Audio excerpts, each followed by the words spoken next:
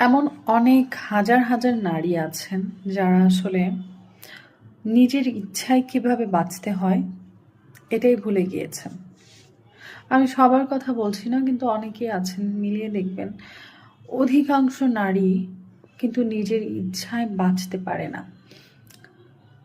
অন্যেরা কিভাবে তাকে চিন্তা করছে, কিভাবে জীবন ধারণ করলে অন্যেরা ভালো থাকবে, খুশি থাকবে তার প্রতি, বিশেষ করে শ্বশুর বাড়ির ফ্যামিলি কিভাবে কোন কোন আচরণে বা কিভাবে সে চলাফেরা করলে ভালো থাকবে, ওই জিনিসগুলো কিন্তু অনেক তারা চেষ্টা করে। যারা ভালো মেন্টালিটির মানুষ তারা কিন্তু চেষ্টা করে মানিয়ে নিতে, তাদের মতো করেই নিজেকে পরিবর্তন করে বা তাদের মতো করেই নিজেকে মানিয়ে গুছিয়ে চলার চেষ্টা করেন, বা হাজব্যান্ডের কথায়ও নিজের অনেক স্বপ্ন কিন্তু বিসর্জন দেন।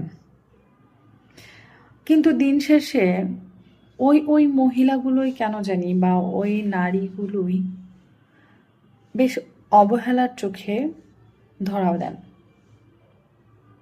সবার জন্য নিজের জীবনকে স্যাক্রিফাইস করে, নিজের জীবনের ইচ্ছা বা চাহিদা সব কিছুই স্যাক্রিফাইস করেও সবার মনের মতো হতে পারে না সেই নারীগুলোই। আপনার পরিবারেও যদি এরকম মানুষ থেকে থাকে তাহলে দয়া করে তার সাথে সদয় হন, তার মনের অবস্থাটা জানার চেষ্টা করুন, তাকে অ্যাটলিস্ট ভালো রাখার চেষ্টা করুন।